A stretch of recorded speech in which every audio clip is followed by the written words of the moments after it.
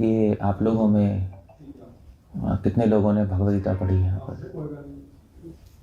पढ़ी हुई भगवद गीता? ठीक है। मैं कुछ भगवद गीता के बारे में बताऊंगा, क्योंकि भगवद गीता हमारे सनातन संस्कृति की मेन बुक है, आधार है। मगर जिस तरह हम स्पेशली इंडियंस को, एक मिनट में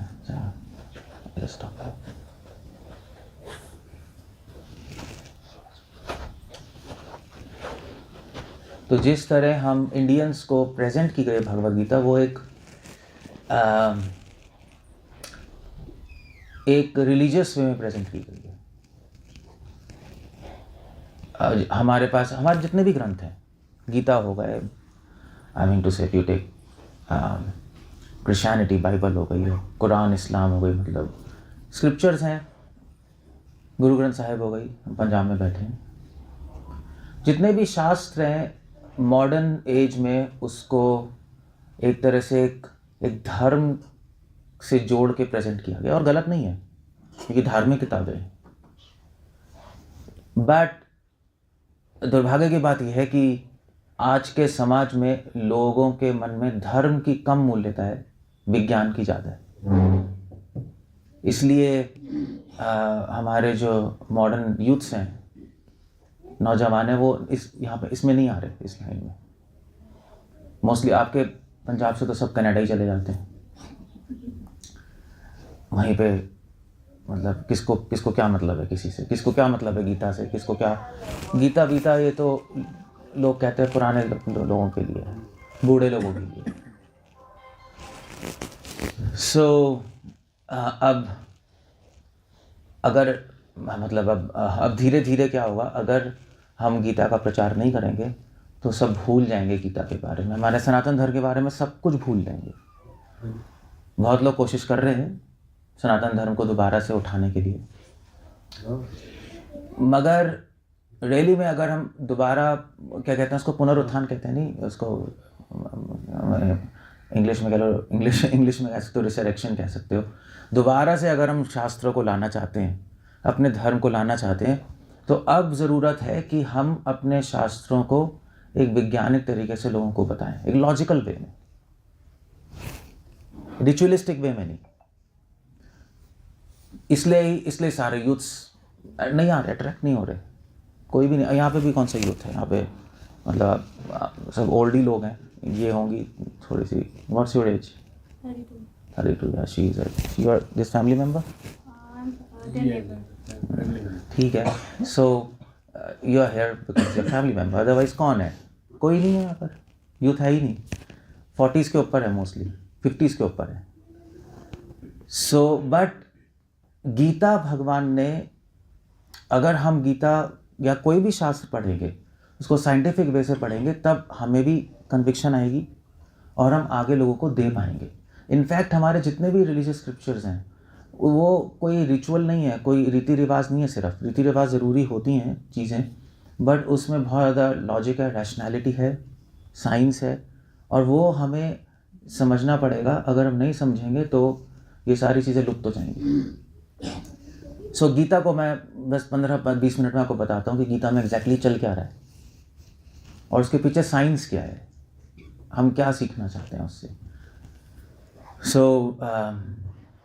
गीता में कितने 18 चैप्टर्स है ना, सबको पता है, 18 अध्याय है और 700 श्लोक है, 700 या 701, डिपेंड करता है काउंटिंग पे।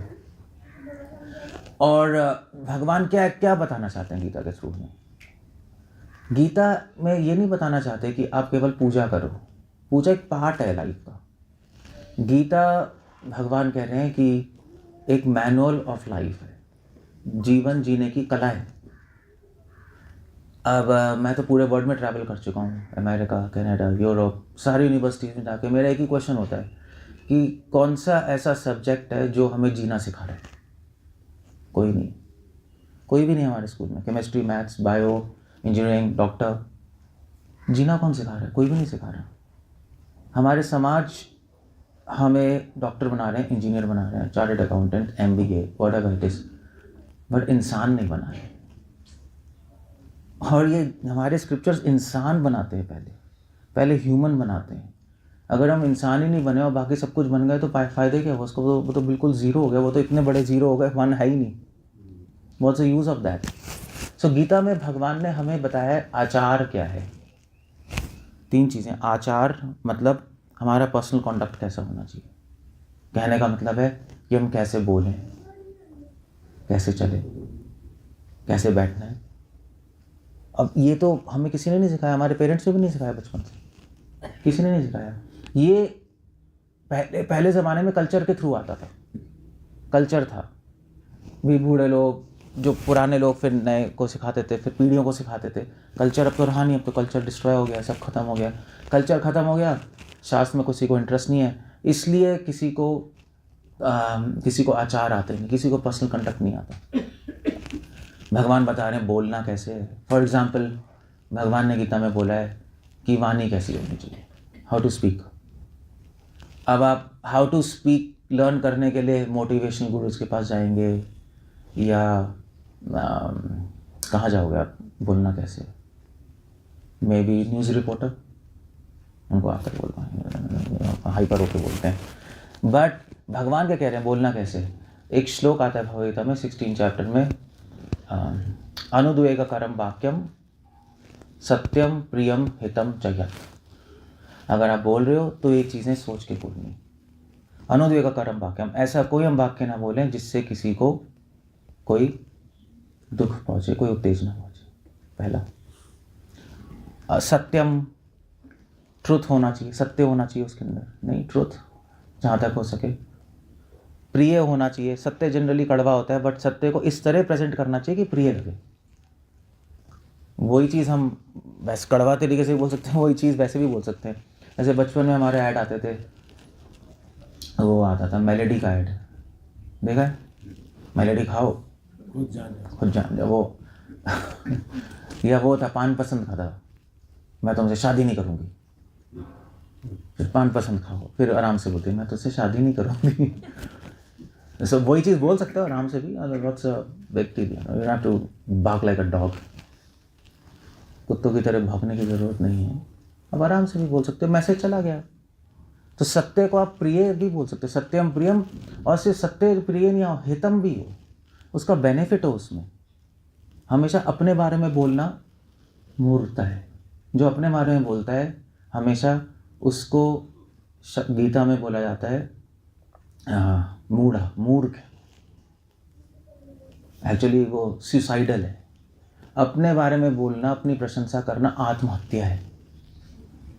युधिष्ठिर महाराज ने बोला था ना, जब ये क्या कहते हैं अर्जुन कर्ण क्या लड़ाई हुई, कर्ण ने छोड़ दिया अर्जुन को, मारने वाला था, कर्ण ने कहा तो अर्जुन आ गया। अर्जुन ने कहा भैया अब तो मैं अपना गांडी छोड़ रहा हूँ, ये छोड़ रहा हूँ, वो छोड़ रहा हूँ, 1000 चीज़ें हो गई वहाँ। तो अर्जुन तो भगवान ने कहा क्या करना है फिर, तुम क्या युद्ध करना छोड़ दोगे क्या? मतलब व्हाट्स द पॉइंट? तो अर्जुन और युधिष्ठिर की भी, कर्ण और युधिष्ठिर भी आमने सामने आए। कर्ण ने युधिष्ठिर को छोड़ दिया। कर्ण ने कहा युधिष्ठिर मैं तुम्हें छोड़ रहा हूँ क्योंकि मैं अर्जुन को मारूंगा। मैंने कुंती को प्रॉमिस किया है कि तुम्हारे 5 पुत्र वापस आएंगे। युधिष्ठिर को मार दिया तो अर्जुन को नहीं मार पाऊंगा, मगर अर्जुन को मुझे मारना है। युधिष्ठिर महाराज को छोड़ दिया, वो भी डिप्रेस हो गए। युधिष्ठिर महाराज, अर्जुन ने शपथ ली कि मैं आज तो मार डालूंगा कर्ण को, मार नहीं पाए, अर्जुन भी आ गए हार गए। तो वहाँ पे फिर भगवान आए, अर्जुन डिप्रेस्ड हैं कि भी मैं तो अपनी लड़ाई छोड़ रहा हूँ, मेरी शपथ पूरी नहीं हुई, मैं तो मर जाऊँगा। भगवान ने कहा ठीक है तुम्हें मरना है ना, तो एक काम करो, तुम अपनी प्रशंसा करो युधिष्ठिर के सामने। अपनी प्रशंसा आत्महत्या ही है। तो अर्जुन ने, वहाँ पे महाभारत में आता है, अपनी प्रेस कर रहे हैं कि मैं उर्वशी के, मैं स्वर्ग गया, मैंने धनुर्विद्या ली, मैंने गंधर्व को हराया, बोल युधिष्ठिर के सामने, अपने बड़े भाई के सामने, जो कभी नहीं करना चाहिए। सो इसलिए हितम, हमें दूसरों के बारे में सोच के बोलना चाहिए, अपने बारे में सोच के बोलना वो सुसाइडल है। अब ऐसे बोलते हैं ये वाणी होनी चाहिए। भगवान कह रहे हैं ऐसी वाणी हो। भगवान कह रहे हैं कि सोचना कैसे है मन से, क्या सोचना है। हम टेक इट फॉर ग्रांटेड ले लेते हैं, हम जो भी सोचेंगे सोच लेंगे, कोई फर्क नहीं पड़ता। फर्क पड़ता है, क्योंकि कृष्णा कह रहे हैं उपदृष्टानुमंता च, मैं सबके हृदय में बैठ के सब कुछ देख रहा हूँ। अब चक्कर ये है ना कि हम जो है, हमारे जीवन में भगवान है भी और नहीं भी, दोनों चीज़ें भारतीयों के जीवन में। भगवान है क्योंकि मंदिर है घर में, सबके घर में मंदिर है, हमारे घर में भी था। भगवान नहीं है क्योंकि कोई व्यक्ति ये, हम इस तरह जीवन नहीं जीते कि भगवान हमें देख रहे हैं। हम सबको, इसको कहते हैं भक्ति, इसको कहते हैं Krishna conscious, God consciousness. God consciousness होता है कि हमें हमेशा याद रखना कि भगवान हमें वॉच कर रहे हैं। जैसे सीसीटीवी नहीं होता, तो हमेशा एक डिवोटी को याद रहता है कि भगवान हमेशा मुझे देख रहे हैं। उपदृष्टा अनुमंता च, जब हम ये याद रखेंगे भगवान देख रहे हैं हमें, तो हमसे कुछ गलत काम होगा ही नहीं, हम कुछ गलत करेंगे ही। इसलिए भगवान कह रहे हैं गीता में, ये मत, भगवान कह रहे हैं मुझे मत देखो, तुम मुझे देखने की ज़रूरत नहीं है, तुम ऐसा कुछ करो कि मैं तुम्हें देखूं, वो ज़्यादा इंपॉर्टेंट है। ऐसे आप मुझे देख रहे हो, उससे कोई फ़ायदा नहीं है आपको। एक फ़ायदा है कि चलो सुन रहे हो, आप सब मुझे देख रहे हो, दैट्स ओके, मगर मैं जिसको देखूंगा वो मुझे प्रिय है। यानी मैं जिसको देखूंगा और जिसको नोट करूंगा वो प्रिय। प्रोग्राम के बाद मैं कहूँगा यार उनको बुला देना ज़रा रूम में, वो उनको क्यों बुलाना है, उनसे बात करना चाहता हूँ। तो वो आएंगे, मेरे पास मिलेंगे, बाकी लोग सोचेंगे यार स्पेशल है। क्यों स्पेशल है? क्योंकि मेरे अटेंशन उन पे गया है। इसलिए भगवान को अपने जीवन में लाने का तरीका ये नहीं कि हम भगवान को देखें या हम भगवान, वो बात नहीं है। बात है कि हम इस तरह जीवन जिए कि भगवान की अटेंशन हम पे है। ये गीता है, इसको गीता कहते हैं। अगर आप गीता के अकॉर्डिंग जियोगे तो भगवान की अटेंशन आएगी हम पे। आचार है गीता में पहली चीज़। दूसरी चीज़ है व्यवहार। व्यवहार मतलब किस तरह लोगों से डील करना है। जैसे फॉर एग्जांपल भगवान गीता में कह रहे हैं द्विज, गुरु, प्राज्ञ, जो बड़े लोग हैं, जो द्विज मतलब ब्राह्मणिकल, जिनमें ब्राह्मणिकल गुण है, जो गुरु हैं और जो फैमिली के एल्डर्स हैं, उनको रिस्पेक्ट करनी चाहिए। You see the point. अब आदर क्या है वो भी बात, एक अलग बात है। आदर का मतलब क्या है? इसको कहते हैं व्यवहार, सोशल कंडक्ट, पर्सनल कंडक्ट। और तीसरी चीज़ भक्ति में जो मोस्ट इम्पॉर्टेंट है वो है भक्ति। क्योंकि हमने संसार से बातचीत करना तो फिर भी आदमी जुगाड़ करके निकाल लेता है, चाहे सीखे भी ना। संसार से संबंध तो बना लेते हैं, भगवान से संबंध बनाना वो गीता की इंस्ट्रक्शन है। इसलिए गीता के जो फर्स्ट 6 चैप्टर, गीता में 18 अध्याय है ना, जो पहले 6 अध्याय हैं वो हमें बता रहे कि किस तरह हम भगवान के लिए कुछ कर सकते हैं, क्या कर सकते हैं उनके लिए। आप कहोगे उनके लिए क्या कर सकते हैं, वो हमारे लिए करेंगे। नहीं, अब सभी चाहते हैं हे कृष्णा, हे भगवान, हे माता, धनम देही जन्म देही, यही कहते हैं। नहीं, हमें पैसे दे दो, हमें संतुष्टि दे दीजिए, हमें सुख दे दीजिए, हमें ये प्रॉब्लम है, हमें वो प्रॉब्लम है, हमें प्रॉब्लम। पूरी दुनिया इसलिए आती है। मगर कृष्णा कह रहे हैं गीता में कि बहुत, पूरी दुनिया मेरे पास कुछ मांगने के लिए आती है, मगर बहुत ही कम लोग हैं जो मुझे कुछ देने के लिए आते हैं। मेरे पास भी सब लोग मांगने ही आते, स्वामी जी आशीर्वाद दे दो, आशीर्वाद आशीर्वाद आशीर्वाद आशीर्वाद। नहीं, ये अपनी प्रॉब्लम बताने की, एक प्रॉब्लम है, वो भी प्रॉब्लम, वो भी प्रॉब्लम, वो भी प्रॉब्लम। जैसे मैं कूड़ेदान हूँ, सारी प्रॉब्लम मेरे अंदर डाल दो। ऐसा होता है। हमें कहते हैं प्रॉब्लम क्या है यार, सारी प्रॉब्लम दुनिया की मैं ही ले लूँगा क्या, हम ही पागल हो जाएंगे। मगर आते हैं लोग क्योंकि हम साधु हैं, संत हैं, हम उनको प्रॉब्लम सॉल्व कर सकते हैं। बट मेरे पास बहुत ही कम लोग आते हैं ये कहने कि हम आपको कुछ देना चाहते हैं, बहुत कम होते हैं। अब मुझे बताओ आप कि इतने सारे लोगों में से मेरे को किसका ध्यान रहेगा? जो लोग मांगने आते हैं, जो देना है, जो देने आया है वो, उसको मैं याद रखूंगा यार, ये तो अजीब सा है, सभी मांगने आ रहे हैं, ये मुझे देने आए, उससे मैंने बोला भी कुछ चाहिए, कह रहे कुछ नहीं चाहिए, हम तो बस आपको देने आए।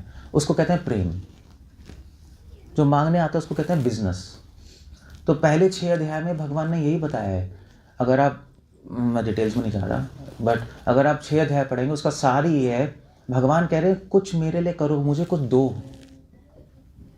अगर तुम मुझे दोगे तो मैं तुम्हें दूंगा। और अगर भगवान देंगे तो ऐसा कहा जाता है कि भगवान देंगे तो 10 हाथों से देंगे, आपके 2 हाथ कम पड़ जाएंगे।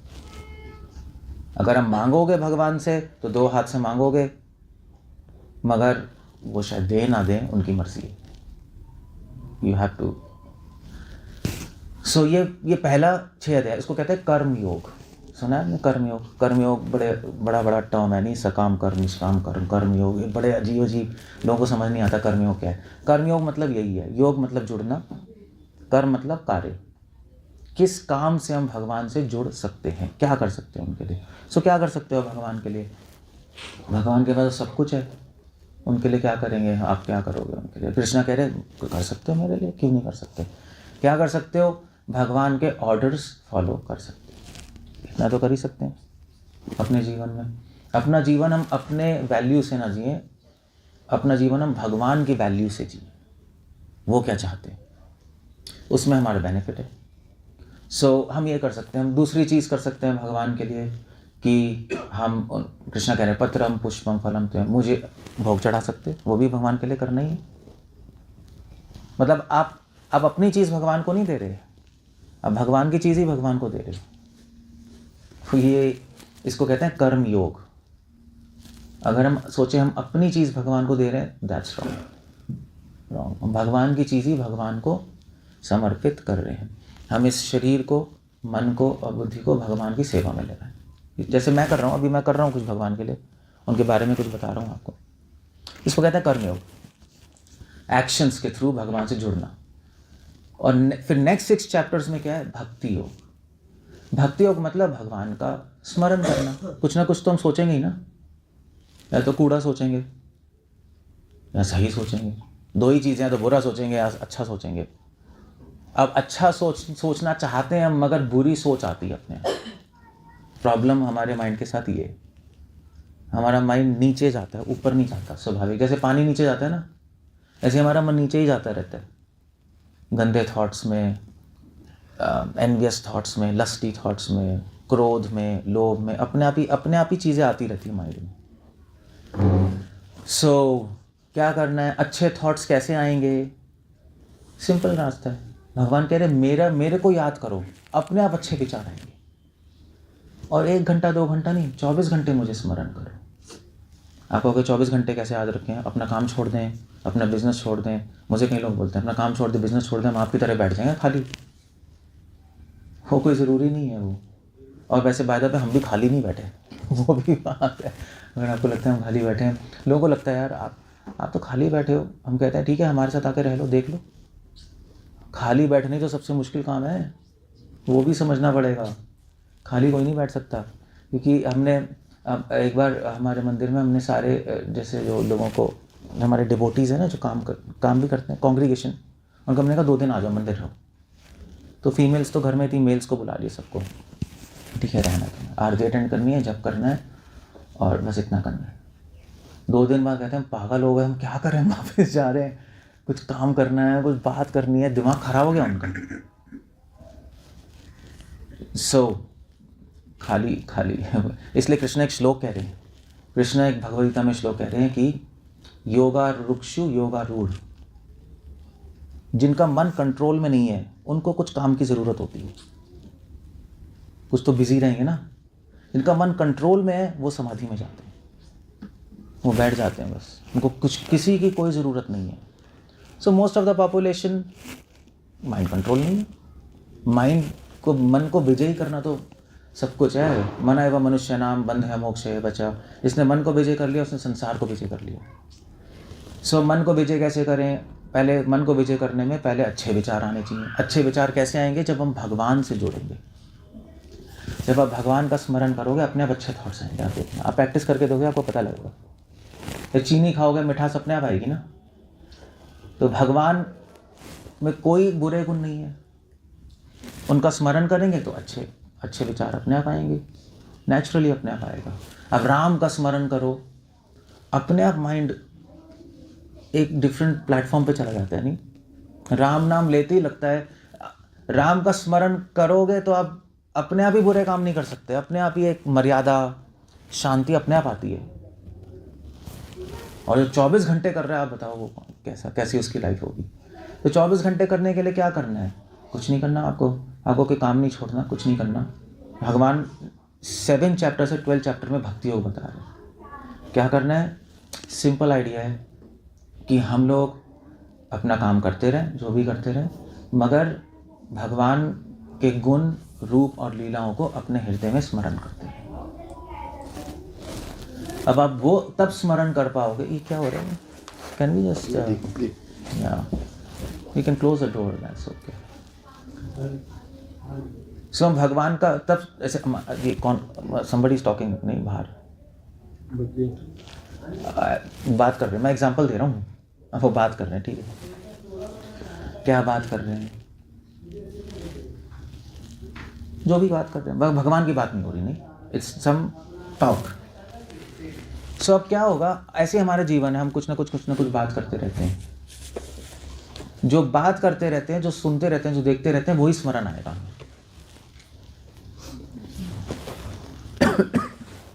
I think it's a interruption.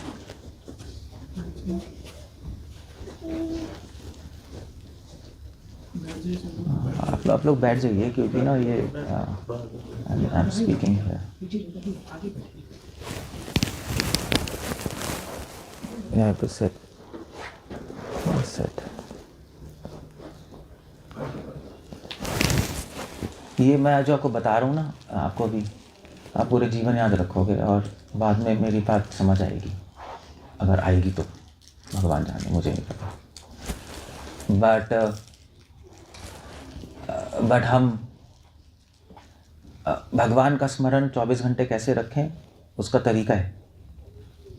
आप अपना काम कर सकते हो, बट भगवान का स्मरण अपने आप आएगा। कैसे आएगा? जब आप भगवान के बारे में सुनोगे। जो सुनोगे वो सोचोगे, जो सोचोगे वो जियोगे। यही मतलब, आई मीन टू से Aristotle said the same thing, what you think, what you here you think, what you think you behave. जो बिहेवियर है उससे करेक्टर बनता है, करेक्टर से ह्यूमन बनता है। सुनना इंपॉर्टेंट है, तभी तो हम अभी प्रोग्राम कर रहे हैं यहाँ पे, आपको सुना रहा हूँ मैं कि आपको अपनी लाइफ चेंज करनी पड़ेगी। बिना लाइफ चेंज किए हम भगवान से नहीं जुड़ सकते, पॉसिबल नहीं है। ऐसा नहीं हो सकता कि हमारी वही लाइफ चलती रहे और भगवान से जुड़ जाएं, वो इम्पॉसिबल है। आप एक गलत प्रपोजिशन दे रहे हो। जैसे मान लीजिए, अगर आपको डॉक्टर बनना है तो आपको मेडिकल कॉलेज में जाना पड़ेगा, आपकी लाइफस्टाइल अलग है, वहाँ पे नहीं, डिसिप्लिन है, पढ़ाई है, चीज़ें हैं। आपको कुछ और स्पोर्ट्समैन बनना है तो आपको कहीं और जाना पड़ेगा। ऐसे अगर आपको गॉड कॉन्शियस बनना है, अगर आपको चाहते हो भगवान से कनेक्शन हो, तो आपको अपनी लाइफ में थोड़ा सा चेंज लाना पड़ेगा। आपको रोज़ भगवद गीता पढ़नी पड़ेगी, या भगवद गीता सुनो। रोज़ कोई पढ़ता है भगवद गीता? एनीबॉडी रोज़ पढ़ते हैं? ओके गुड, रोज़ पढ़ते हैं और ठीक है। तो रोज़ पढ़ना पड़ेगा आपको गीता, एटलीस्ट आपको रोज़ गीता पढ़ोगे, शुरू में समझ नहीं आएगा, फिर धीरे धीरे समझ आएगा, कोई बड़ी बात नहीं है। और आपको रोज़ सुननी पड़ेगी गीता किसी से जो आपसे ज़्यादा जानते हैं, उनसे। ऐसा नहीं हो कि राम मिलाए जोड़े कंधा एक, वो भारत में ऐसे ही होता है। वो 4 जने आते हैं, अरे गीता। मैं गया था राजपुरा में, तो वहाँ पे कोई गीता चिंतन वाले थे, मुझे बुलाया था, उन्होंने ग्रुप बनाया होता है ऐसे ही, तो मुझे बुलाया, मैं गया था, वहाँ पे सब बैठे थे, बूढ़े लोग ही थे, नेचुरली सब थे। तो मैंने कहा आप क्या डिस्कस करते हैं? कहते हैं, वो जो एक विद्य कहते हैं, अरे हम तो बहुत डिस्कस करते हैं, हमें तो ये आता है। दूसरा कह रहा, प्लीज़ से, दूसरा कह रहा कि हाँ हम देखिए, हमें ये आता है, हमें वो आता है। तीसरा कह रहा था हमें आता है, वो आता है। चौथा कह रहा था, तो सब एक बोल रहे थे, हाँ हम सब चर्चा करते हैं। तो उन्होंने कहा, स्वामी जी आप कुछ कहना चाहते हैं? मैंने कहा हाँ, मुझे तो एक ही चीज़ याद आ रही है, राम मिलाए जोड़ी एक अंधा है कोड़ी। सभी कह रहे हैं मुझे बहुत कुछ आता है। ये तो मूर्ख का स्टेटमेंट है। विद्वान क्या बोलता है? मुझे कुछ नहीं आता। भक्त क्या बोलता है? हाँ, कि मैं कुछ भी नहीं हूँ। संसारी आदमी क्या बोलता है? मैं बहुत कुछ हूँ। मैंने कहा आपने पूरी गीता पढ़ के उसका गुड़गोबर कर दिया, आपको कुछ नहीं आता। आपको जो भी लोग बैठे, आपको किसी उस व्यक्ति से सुनना पड़ेगा जिनको आपसे ज़्यादा आता है, तब समझ आएगा। सो इसलिए रोज़ हमें सुनना होगा डिवोटीज से। इसलिए नेक्स्ट 6 चैप्टर्स भगवद गीता के श्रवणम और कीर्तनम, ये पॉइंट। सब कैसे सुनोगे आप? यूट्यूब पे सुन सकते हो आजकल तो, या आप किसी के पास जाओ, यूट्यूब पे आप क्वेश्चन नहीं पूछ सकते। गो टू समबडी, कोई नॉलेजेबल हो, उनसे पूछो क्वेश्चंस, उनसे सुनो। थोड़ा R&D करनी पड़ती है, रिसर्च एंड डेवलपमेंट। सुना है? थोड़ा सा मेहनत करनी पड़ती है। पैसे कमाने के लिए मेहनत करते ही है ना एक्चुअली। या रिकॉर्डिंग होती है जिससे माता जी, पैसे कमाने के लिए मेहनत करते हैं ना हम लोग, सभी करते हैं नहीं? इतनी ज़्यादा मेहनत होती है, पेड़ पे तो उगते नहीं पैसे। शरीर चलाने के लिए इतनी मेहनत है, आत्मा को उसको उठाने के लिए वो भी मेहनत होती है। तो मेहनत क्या है? कुछ नहीं। जैसे अभी आप सुन रहे हो ना, ये मेहनत है, या ये करना है आपको। अभी तो चलो हम आपके घर आ गए, मगर रोज़ तो नहीं आएंगे आपके घर, आपको जाना पड़ेगा टाइम निकाल के। किसी के पास जाओ, पूछो उनसे, उसके लिए आपको थोड़ा होमवर्क करना पड़ेगा। आपके पास कुछ क्वेश्चंस होने चाहिए पूछने के लिए। जैसे अभी मैं लेक्चर खत्म हुआ, मैं आपसे पूछूंगा कोई क्वेश्चन है, मैं पूछता हूँ प्रोग्राम्स में, किसी का कोई क्वेश्चन ही नहीं होता।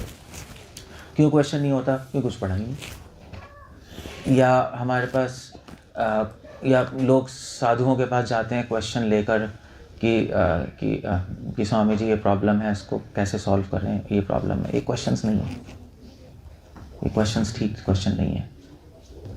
ठीक क्वेश्चंस हैं, अगर आप किसी साधु के पास जाओ, सही क्वेश्चन है मैं कौन हूँ, प्लीज़ टेल मी, मैं कौन हूँ। ये अच्छा क्वेश्चन है, ये आप पूछोगे तो हमें बड़ी खुशी होगी।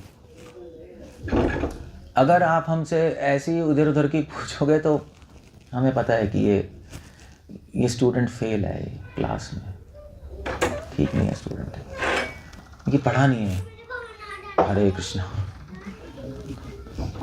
ऐसे वो बच्चा है, देखो बच्चा कुछ नहीं कर सकता है ना, बच्चा है, बच्चा चाहते हुए भी समझ नहीं सकता, उसकी मेंटल डेवलपमेंट नहीं है। हम बड़े हो गए, भगवान ने हमें गिफ्ट दिया समझने का। क्यों दिया? कि इससे हम उनको समझ पाए। तो आप होमवर्क करोगे तो सही क्वेश्चन पूछोगे, मैं कौन हूँ, भगवान कौन है, भगवान से हमारा संबंध कैसे बनेगा। ये 3 क्वेश्चन है बस, पूरी गीता में 3 क्वेश्चन है बस। 1 to 6 चैप्टर्स मैं कौन हूँ, सेकंड 7 to 12 चैप्टर्स भगवान कौन है, 13 to 18 चैप्टर्स भगवान से हमारा संबंध कैसे। 3 ही क्वेश्चन है, ये पूछते हैं हम। सो ये इसको कहते हैं भक्ति योग। Good questions, good answers, association, भगवान का स्मरण करना, उनका नाम लेना, ये भक्ति योग है। भक्ति योग भगवान के नाम से शुरू होता है। कृष्णा कह रहे हैं सततम कीर्तन तमाम, मेरा कीर्तन करो, मेरा नाम लो। अब नाम हम पता है क्यों लेते हैं? नाम हम इसलिए लेते हैं कि नाम लेते लेते कभी तो स्मरण आएगा। आप बोलोगे हम नाम नहीं लेंगे, हम तो ऐसे ही स्मरण करेंगे, वो कर नहीं पाओगे, आप भूल जाओगे। कैसे चल होगा ही नहीं, कभी होगा याद आएगा, कभी याद नहीं आएगा, इधर उधर खो जाएंगे। नाम लेते लेते कभी तो जिसका नाम ले रहे हैं, कभी तो बीच बीच में स्मरण आएगा ही आएगा। इसलिए हम नाम की साधना है, नाम लेते रहते हैं हम। सो ये सेकंड 6 चैप्टर्स।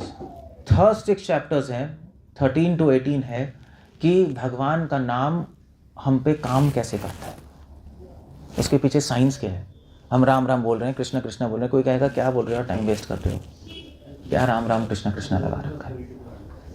ये बात नहीं है। राम नाम और कृष्ण नाम, भगवान का नाम कैसे हमारी आत्मा में काम करता है, वो साइंस क्या है, कैसे भगवान का नाम हमारे अंदर जाता है, कैसे हमें शुद्ध करता है, कैसे भगवान का नाम हमें भगवान से जोड़ता है, वो सारा का सारा ज्ञान भगवान ने 13 to 18 चैप्टर्स में दिया है। क्योंकि ऐसे तो हम राम राम करते रहेंगे तो अंधविश्वास हो जाएगा। भगवान चाहते नहीं अपने भक्त, उनके भक्त अंधविश्वासी बने। सो भगवान का नाम, वो भगवान ने साइंस वहाँ पे बताई है, वैखारी, मध्यम, पश्यंती, परा, ये अलग अलग तरीके की साउंड होती हैं। भगवान का नाम परा लेवल पे है, भगवान का नाम बोलते हैं तो भगवान से कांटेक्ट होता है। बहुत सारी चीज़ें हैं 13 to 18 चैप्टर में। और जब नाम बोलेंगे हम भगवान का तो हमारे साथ क्या होगा? क्या होगा जब आप भक्ति में आगे बढ़ रहे हो? नाचोगे, गाओगे? नो। जब आप भगवान से जुड़ोगे तो आप में सारे अच्छे गुण अपने आप आने लगेंगे, दैवी गुण अपने आप आएंगे, आपकी लाइफ और बिहेवियर चेंज होगा। जैसे भी कई लोग बोलते हैं अब से तुम्हें वो थी, क्या कहते हैं, तो घर में वो थी, दादी थी, बहुत पूजा करती थी, तो दादाजी डांटते रहते थे दादी को, अरे बहुत पूजा करती है फिर भी क्रोध करती रहती है, जादू दिखा रही है, ड्रामे कर रही है ना। होता नहीं होता है, लोग कहते नहीं है गुस्सा तो नाक पे है, पूरे दिन आरती कर रही है। बचपन में तो मुझे समझ नहीं आया, बाद में मुझे समझ आया बात तो सही कह रहे थे। क्योंकि अगर भगवान की पूजा हो रही है, भगवान से जुड़ रहे हैं, तो आप में लाइफ में चेंज आना चाहिए, अच्छी क्वालिटीज़ आनी चाहिए। अगर राम की उपासना कर रहे हैं तो राम के गुण आप में आने चाहिए, कृष्ण की उपासना कर रहे हैं तो कृष्ण के गुण आने चाहिए, अदरवाइज वो उपासना नहीं है। तो 13 to 18 चैप्टर ये है कि भक्ति करोगे तो क्या होगा आपके साथ। हमें कैसे पता लगेगा हम भक्ति में आगे बढ़ रहे हैं, पीछे जा रहे हैं? हम कुछ भी सोच के बैठ सकते हैं कि हम तो बहुत हैं, हम तो ये हैं, हम तो वो हैं, हम तो वो हैं, हम तो बहुत बड़े भक्त हैं। भगवान की नज़र में उसका कोई वैल्यू नहीं है, उसकी कोई वैल्यू नहीं। ये एक भगवद गीता है। सो भगवद गीता क्या है, तभी मैंने बोला था Bhagavad Gita manual of life है। अगर आपने भगवद गीता नहीं पढ़ी और किसी साधुओं के साथ नहीं पढ़ी, किसी टीचर के अंडर नहीं पढ़ी, तो फिर आप भगवद गीता को आप ना समझ सकते हो, ना लाइफ में अप्लाई कर सकते हो। इसलिए कृष्णा कह रहे हैं तद्विधि प्रणिपाते न परिप्रश्न न सेवया। तभी तो हमारे संस्कृति में गुरु की वैल्यू है नहीं है? गुरु तभी तो चाहिए होता है। गुरु मतलब टीचर, जो आपके क्वेश्चंस को सॉल्व कर पाए, जो आपको नॉलेज दे पाए, लॉजिकल नॉलेज। मतलब गुरु मतलब कोई वो नहीं है कि आपको आशीर्वाद दे, वो कृष्णा नहीं कह रहे। परिप्रश्नेन सेवया, गुरु वो है जो आपके क्वेश्चंस को आंसर करे। और अगर good questions good answers, relevant queries relevant answers, वो गुरु शिष्य में एक संबंध होता है। इसलिए अच्छा टीचर, गुरु को मैं टीचर कहता हूँ, गुरु को मैं ये नहीं बोलता गुरु है महान है।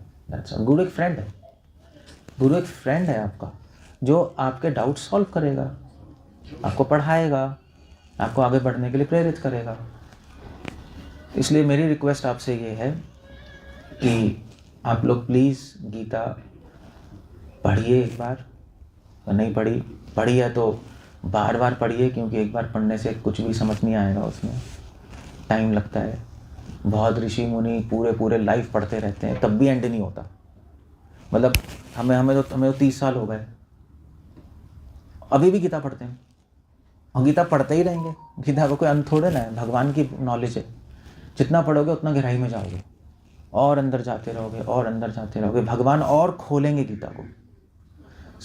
वो बार बार पढ़नी होती है, और जब पढ़ेंगे तो कुछ डाउट्स तो आएंगे ही आएंगे। अगर पढ़ने के ऊपर आपको कोई संशय नहीं आ रहा है, इसका मतलब आप सही तरीके से नहीं पढ़ रहे आप, कुछ ना कुछ तो संशय आएंगे ही आएंगे। गीता एंडलेस है नहीं, हर चीज़ तो हमारे माइंड के स्कोप में तो है नहीं। तो कुछ पढ़ेंगे, डाउट्स आएंगे, फिर वो डाउट्स आपको पूछना पड़ेगा किसी से जाकर। किससे पूछेंगे? अपने दोस्तों से। वो दोस्तों से क्या पूछेंगे? ना उनको आती है ना आपको आती है, या सेम लेवल पे है। ऊपर वाले आपको उठा सकता है, जो एक ही फ्लोर पे वो कैसे उठा के ले जाएगा? आपको कोई ढूंढना पड़ेगा और उससे क्वेश्चंस पूछने पड़ेंगे। फिर जब आपको आंसर करेंगे तो फिर आपको और क्वेश्चंस आएंगे, आप और पूछोगे। इस तरह जब नॉलेज क्लियर होती रहेगी तो गोल क्लियर होगा, गोल क्लियर होगा तो कन्विक्शन आएगी, दृढ़ता आएगी, और फिर आप पूरे जीवन भक्ति करके भगवान को प्राप्त कर सकते हो अल्टीमेटली। अच्छा, बहुत लोग आ रहे हैं, खैर। अल्टीमेटली हमें क्या करना है? अल्टीमेटली हमें इस संसार से बाहर जाना है। ये आपके अजीब सा लगेगा, नहीं? अजीब सा नहीं है। मतलब मैं आपको ये बताने नहीं आया कि आप यहाँ पे कपूरथला में हमेशा के लिए रहते रहो और सुख शांति से रहो। हम आपको बताने आए हैं कि आपको ये कपूरथला छोड़कर जन्म मृत्यु से निकल के भगवान के पास जाना है। ये परमानेंट सेटलमेंट नहीं है। ये जब तक आप इस संसार में रहोगे तब तक कुछ ना कुछ दुख आता ही रहेगा, उसका एंड नहीं है। कृष्णा कहते हैं दुखालय में। सो ये हम आपको, ये कृष्णा यही बताने आए हैं कि मेरे पास आ जाओ वापस। मेरे पास नहीं आओगे तो इस संसार में जन्म मृत्यु में तुम्हें दुख दुख दुख दुख दुख ही मिलते रहेंगे। और फिर एक दिन दुख से भगवान के पास जाओगे। ऐसे ही होगा नहीं? उससे बेटर है जब हम खुश हैं तभी चले जाएं। ये क्या कहते हैं, सुख में स्मरण जो करे दुख है कोई, सुना ना? ऐसे ऐसे नहीं कहते। दुख में स्मरण सब करें, सुख में करे ना कोई। सुख में स्मरण जो करे दुख काहे को होए। बेस्ट है। तो भगवान का प्रपोजल बहुत सिंपल है। मेरे से रिलेशनशिप बनाओ, मेरी बात मानो, मेरे डिवोटीज के साथ रहो, मेरी गीता पढ़ो, मेरा नाम लो, ऐसे अपनी लाइफ स्पेंड करो, दूसरों को मेरे बारे में बताओ। बस अपना जो भी काम है करते रहो, आप जो भी है और मेरे बारे में सीखो, और ऐसे लाइफ बीत जाएगी। और उसके जीवन के मरने के बाद जो भी है, जब भी मृत्यु आएगी, मृत्यु तो आएगी, उसके बाद हम भगवान के पास चले जाएंगे। दी एंड, जन्म मृत्यु खत्म। उसको कहते हैं मोक्ष। ये गीता का मैसेज है। हरे कृष्णा। कुछ पूछना है, कुछ कहना है? बीच में सांख्य योग आता है, वो समझ नहीं आता। सांख्य योग, हाँ सांख्य योग भी है वहाँ पर। सांख्य योग क्या है? सांख्य योग है, सांख्य योग पृथक बाला प्रवदन्ति न पंडिता, कृष्ण कह रहे हैं। सांख्य मतलब होता है काउंटिंग, 1 2 3 4 5 6 7 काउंटिंग है। सो भगवान ने इस संसार में कितनी चीजें हैं उसको काउंट किया है। कितनी चीजें हैं संसार में। सो अब वैसे तो आप वैसे काउंट करोगे, चाइनीज, अमेरिकन, ये वो हजार है, नहीं। भगवान काउंट कर रहे हैं कि क्या रियलिटी है। सो कितनी चीजें हैं? 24 तत्व है। 24 चीजें काउंट की संसार में, जैसे पृथ्वी, जल, वायु, अग्नि, आकाश, 5। ये तो सब जगह है ना। और उसके बाद 5 हमारी ज्ञान इंद्रियां, 10 आँख, नाक, मुंह, कान, जिससे हम ज्ञान ले रहे हैं। 5 कर्म इंद्रियां जिससे काम कर रहे हैं, हाथ, पाँव, स्टमक, टंग और जेनिटल्स। 5 चीज़ें हो गई। तो ये कितने हो गए? 5 15 हो गए ना। और फिर उसके बाद हमारे इंद्रियों के इंद्रिय विषय, आँखों का ऑब्जेक्ट, कानों का साउंड, टंग का टेस्ट, वो 5 और हो गए, 20 हो गए। फिर उसके बाद ये सब संसार है। उसके बाद आया मन, बुद्धि, 21 22, अहंकार 23, 24वां आत्मा जो इन सब से अलग है, और 25वें परमात्मा जो आत्मा से ऊपर है।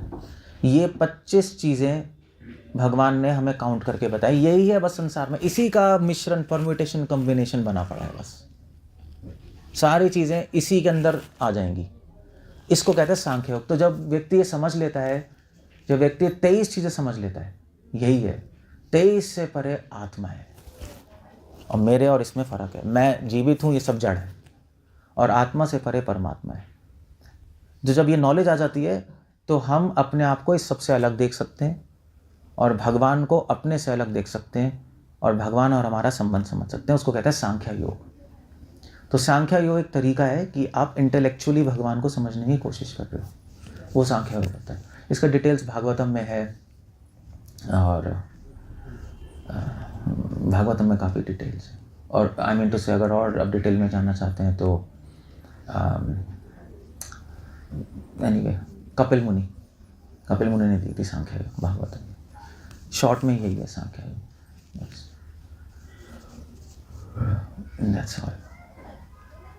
ओके, कुछ और पूछना है किसी को, कुछ कहना है? अदरवाइज किसी को क्वेश्चन, मैं पहले ही करता कि क्वेश्चन होगा ही नहीं किसी के पास। इनके पास है, पढ़ते होंगे शायद, पहले उन्होंने पढ़ा होगा कुछ ना कुछ। That's okay. क्या है? एक हमने भगवत गीता से 12वां अध्याय से लिया है, 11 बिंदु हैं कि भाई भगवान को कौन अच्छा लगता है। अच्छा, अद्वेष्टा सर्वभूतानाम वाला श्लोक लेकर के ये 11 बिंदु दिए हमने। तो सभी को याद करवाते हैं, आज भी करवाएंगे सबको याद। अच्छा अच्छा कि अच्छा। किसी के साथ राग द्वेष नहीं रखना चाहिए, किसी को दुख को कैसे मानना है, ये हमने एक कार्ड के रूप में अच्छा अच्छा, सारे अपने भक्तों को देते हैं। ठीक है, अच्छा है, दैट्स ओके। ये बाकी कुछ ये तो ऐसे ही है। जो तलाक हो रहे हैं, जो सुहागन हैं, उनको क्या करना चाहिए, क्या नहीं करना चाहिए, जो 7 वचन 5 वचन लिए हैं, उनके ऊपर कैसे अमल करना चाहिए। हिंदू विवाह, अच्छा ये है 12 बिंदु। ये 11 बिंदु हैं। भगवान कृष्ण की बांसुरी कैसी है, और बांसुरी में कोई भी खोट नहीं है, हम सब में अपने में खोट रखते हैं। अच्छा ऐसे ही है। खोट को ना रखो, किसी ने कुछ कह दिया तो उसको मन में ना ले आओ, तभी बजो। जब बांसुरी को बजाया जाता है तभी बजती है, हम ऐसे बोलते रहते हैं। तो पहले कम से कम 11 बिंदुओं के ऊपर हम काम करवाना चाह रहे हैं लोग सभी। हम भगवद गीता आपने सबको सुनाई है, बहुत बढ़िया लगा। मैं रोज़ सुबह भेजता हूँ, अपने 15,000 लोग हैं, उनको ये सारा कुछ भेजते हैं। ठीक है, दैट्स नाइस। आप लोग अच्छे पॉइंट्स हैं, तो आप लोग प्रैक्टिस करनी पड़ेगी इसकी। आज याद करवाएंगे। हाँ हाँ हाँ, याद नहीं, सिर्फ बैठिए, ओके। मेरा प्रपोजल ये है कि आप लोग ये जो पॉइंट्स हैं ना, ये तो गीता से ही हैं सर, ये तो बहुत अच्छे पॉइंट्स हैं। स्वयं सुख दुख पाकर अपना संभाव बनाए रखते हैं, सारे पॉइंट्स हैं। अब इनको आप जीवन में लाओगे कैसे, ये बहुत इम्पोर्टेंट पॉइंट है। याद, पहली बात तो याद करना ही है, बहुत ज़रूरी है। मगर ये जो चीज़ें हैं ना, ये बहुत मुश्किल है करना। सुख दुख में संभाव रहना, पूरी लाइफ निकल जाती है करने, इतना आसान नहीं है ये तो महान लोग भी नहीं कर पाते। मगर गीता की नॉलेज है, संभाव रखना, ममता अहंकार के भाव से मुक्त होना इम्पॉसिबल है। उससे पहले आपको समझना पड़ेगा अहंकार क्या है। ये चीज़ें बहुत बड़ी बड़ी चीज़ें हैं, अच्छे पॉइंट्स हैं बहुत, मगर प्रॉब्लम है यहाँ पे पहुँचे कैसे, उसी के लिए मैं आपको बता रहा था। उसी के लिए नाम साधना है। जब तक आप भगवान के नाम से नहीं जुड़ेंगे, एक पर्टिकुलर प्रैक्टिस करनी पड़ेगी। जैसे हम लोग नहीं करते, हम लोग माला नहीं करते, 16 माला हम लोग इसलिए करते हैं कि माइंड पे कंट्रोल आए। जब तक कंट्रोल नहीं आएगा तब तक आप ये नहीं कर पाओगे। बड़े बड़े साधु भी गिर जाते हैं ममता अहंकार से। हम क्या है, जड़ भरत गिर गए। अहंकार कोई छोटी चीज़ थोड़ी ना होती है। अहंकार पता है क्या है, ये मानना कि मैं शरीर हूँ, ये भी अहंकार होता है। अब इससे निकलेंगे कैसे, थोड़ा दर्द होगा आप तो बेहोश ही हो जाओगे, मैं शरीर हूँ। मगर जो महान साधु होते हैं, समाधि में बैठे होते हैं, उनको तो शेर पैर खा जाता है, कुछ नहीं होता उनको। वो कैसे हो रहा है, मैं तो नहीं कर सकता ऐसे, इट्स अ डिफिकल्ट थिंग। मगर पहुंचना में वहाँ पर है। अब ऐसा लगता है हम यहाँ आए, गीता वहाँ है आसमान में। ये बहुत मुश्किल चीज़ है करना। दूसरों का दुख और दर्द देखकर अपना दया के से द्रवीभूत हो जाता है। ईजी भी है, मुश्किल भी है। सब प्राणियों का हित की चाहता और हित ही करता है। Very difficult. सबका हित करना बहुत मुश्किल है। सबका हित करने के लिए सैक्रिफाइस करनी पड़ती है। अपने जीवन में अपने इंटरेस्ट छोड़ने पड़ते हैं। सो ये गीता भगवान ने, ये बहुत अच्छे पॉइंट्स हैं। अब इनको अपने जीवन में उतारने के लिए मेरी रिक्वेस्ट है, आप लोग प्लीज़ भगवान का नाम लो माला पे। ये इस पे करना ज़रूरी है। आप मन में करोगे कभी भी कुछ नहीं कर पाओगे, क्योंकि डिसिप्लिन नहीं रहेगा। कभी कुछ, कभी 4, कभी 5, ऐसे नहीं चलता। और माला पे करोगे तब पता लगेगा मन कितना भागता है, ऐसे नहीं पता लगता। माला पे करोगे हरे कृष्ण मन भाग जाएगा जब कंट्रोल करने की कोशिश करेंगे। सो इन सब पे पहुंचने के लिए नाम साधना प्लीज़ करिए। माला पे नाम लीजिए। मंत्र नहीं है हरे कृष्ण एक माला या 2 माला या 3 माला आपको करनी पड़ेगी। आपका मन भागेगा, आपको वापस लाना पड़ेगा। जब तक आप ऐसा नहीं करोगे तब तक ये पॉइंट्स आप इस जीवन में, अगले जीवन में भी नहीं कर पाते। जिसका मन वश में नहीं है वो कुछ नहीं कर सकता, इम्पॉसिबल है वो। और रोज़ किसी टीचर से गीता सुनिए, क्योंकि पता है क्या है, आप तो पढ़ोगे बहुत अच्छा है, मगर मैं आपको बताऊंगा, जब आप मुझसे पूछोगे अहंकार दूर करना है, मैं आपको बताऊंगा अहंकार होता क्या है। भक्ति का भी अहंकार होता है, वो भी है नहीं, वो भी बहुत है कि मैं भक्त हूँ। That's a problematic situation. अहंकार के कई लेवल्स हैं। सो वो टीचर बताएगा, ओके ये अहंकार है, ऐसा अहंकार है, उससे सूक्ष्म है। ममता क्या होती है, वो एक कॉन्सेप्ट्स हैं, बहुत डीप कॉन्सेप्ट्स हैं। तभी तो लोग गीता गुरुकुल में, बचपन से लोगों को गुरुकुल में गीता पढ़ाई जाती थी, पता है आपको। अभी भी जाओ शंकराचार्य कांची मठ या श्रृंगेरी मठ, किसी भी मठ में जाओ, शुरू से पहले गीता पढ़ाई जाती है और कम से कम 14-15 साल तक वो गीता पढ़ते हैं गुरु के पास बैठ के, तब चीज़ें समझ आती हैं एग्जैक्टली क्या टर्म्स हैं, कैसे हैं। सो मेरी रिक्वेस्ट है आपसे, ये तो बहुत अच्छा है आपके लिए, मेरे लिए, हाँ ठीक है। सो ये आपकी प्लीज़, आप लोग आपके हम माला लाएं या करके जो भी, अगर आपके पास माला है तो आप लोग माला पे मंत्र जप कीजिए। एक माला करो, मन नहीं लगेगा कोई प्रॉब्लम नहीं, प्रैक्टिस करो, एक से शुरू करो और रोज़ भगवत गीता का 1 या 2 श्लोक पढ़ो। आप शुरू में समझ नहीं आएगा, धीरे धीरे पढ़ते पढ़ते आपको अपने आप ही भगवान कृपा करके समझाने लगेंगे, तो फिर धीरे धीरे ये पॉइंट्स आप कर पाओगे। Interesting points. सदा संतोष रखो। कैसे रखें, 1000 इच्छाएं हैं नहीं मन में, ये बहुत मुश्किल चीज़ें हैं। मेरे को 30 साल हो गए, फिर भी मैं क्लेम नहीं कर सकता है मैं कर पाऊँगा, असंभव है, ये इम्पॉसिबल है करना। मगर हम ये कह सकते हैं कि अगर आप प्रोसेस फॉलो करोगे तो धीरे धीरे आप में गुण आ जाएंगे।